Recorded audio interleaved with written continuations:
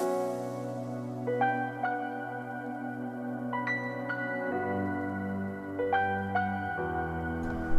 friends, Slimy Boy here, bringing you another slimy video on behalf of Dota Alchemy, and in this video, we're going to be discussing items in Dota 2, and not just any items. What are the absolute trash tier items in Dota that might be losing you some pubs if you're consistently building them? So without further ado, let's get right into the list.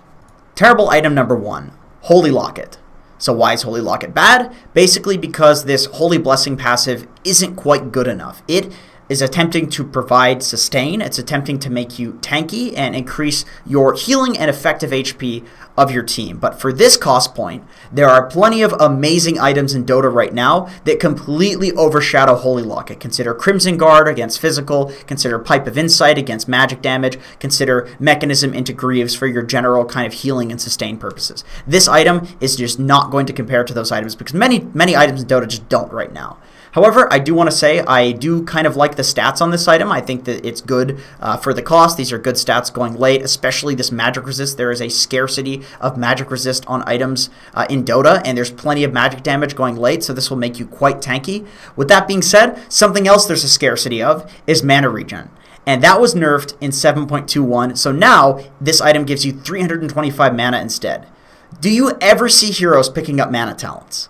They are probably the most skipped talents in the game because there are simply tons of stat items in Dota. There are tons of mana items in Dota. People don't need mana. People need mana regen because there was one patch a while ago where they changed it so that intelligence no longer gave you scaling mana regeneration. It used to give you a percentage scaling to your mana regen, and that's when Storm fell off as well when they changed that. So a lot of Storm Spirits, they're going second item after Kaya, Eul's Scepter, not because of the utility Eul's provides, but because it is the best cost for mana item in the game, and Holy Locket used to be able to compare with that. Terrible item number 2, Blade Mail. So Blade Mail is the sole reason that I wanted to make this video. I'm not going to lie to you here. I looked up on Dota Buff and I saw that Blade Mail is purchased just as much as Stout Shield. Stout Shield, like the most effective melee item in the game that every single melee hero picks up, and Blade Mail is picked up just as much as that. And if you look in the brackets and you go up and up and up in MMR, Blade Mail is picked up less and less and less. So it is only low-rated pubs that are obsessing over this item. And the reason that Blade Mail is bad is basically because there is not a lack of damage in Dota right now. There is plenty of damage. You have PAs, you have Terrorblades, you have these ridiculous damage dealing heroes, and you want to buff them up. Dota is all about aura items right now. So at the same cost point that you could buy a Blade Mail, on the exact same archetype of hero that you would want to buy Blade Mail on, these kind of tanky frontlining guys, you could build a Vlad's, you could build a Pipe, you could build a Crimson Guard, you could build a Spirit Vessel, and all of these items are going to give you more damage by either doing the actual damage or buffing your team to do the damage and give you also more tankiness than Blade Mail for the exact same cost. And then there's obviously something to be said about the fact that this item was nerfed in 7.19c. The armor was reduced so it makes you less tanky. And then the damage return cooldown was increased. So you realistically can't use it 2 times in one fight anymore. Terrible item number 3, Octarine Core. So there are a few big problems with this item. The first problem, which is probably the least important one, but still a problem when you're considering items in the late game, is that you get the exact stats of the components in the finished item. There are quite a few late game items in Dota where you combine components and you just gain stats out of nowhere, which is very convenient in the late game because you don't have the slots to just have a bunch of stats. So the more stats you can get from those slots, the better it's going to be. This is actually something that was nerfed about the item in the patches after it was added because it was considered too good.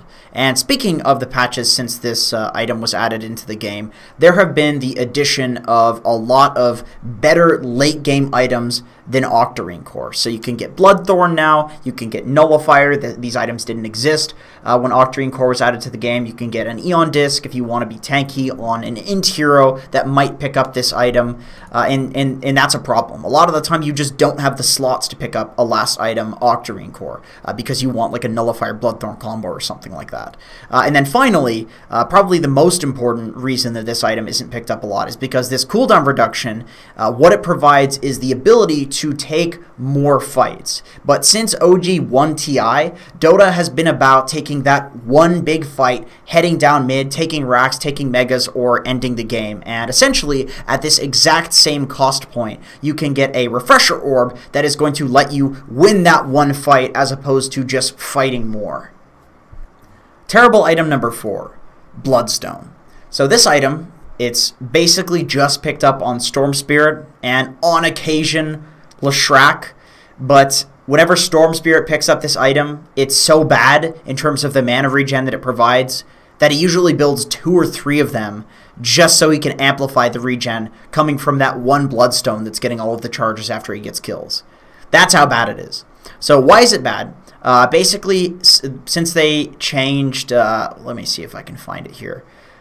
Basically, they've reduced the mana regen per charge from Bloodstone. That was a pretty big deal. The reason that they did that is because they changed it so that it no longer loses 33% of its charges, it loses 3. So Valve was like, okay, that's going to be busted, so we need to nerf the mana regeneration. But also, in a patch, I'm not sure if it was 7.20, but in a patch close to 7.20, they changed intelligence so that it no longer gives you a percentage increase to your mana regen. So this pathetically low number is even more pathetically low because you're not getting a percentage increase. The only percentage increase to mana regen in the game is Bloodstone itself. But this is not scaling. You need to actually build multiple Bloodstones to make this effective. That's how bad it is. And then on top of all of that, this Blood Pact is nowhere near as good as the old Bloodstone active, where you could suicide, because Bloodstone, the whole purpose of that item is to snowball.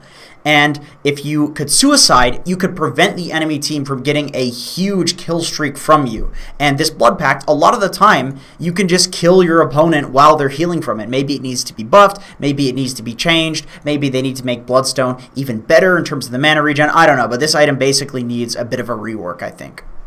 So that's it for this video. Comment down below what you think the overrated items are in pubs and what actually sucks, and maybe comment if you think that I've underrated some items that are actually good in this list.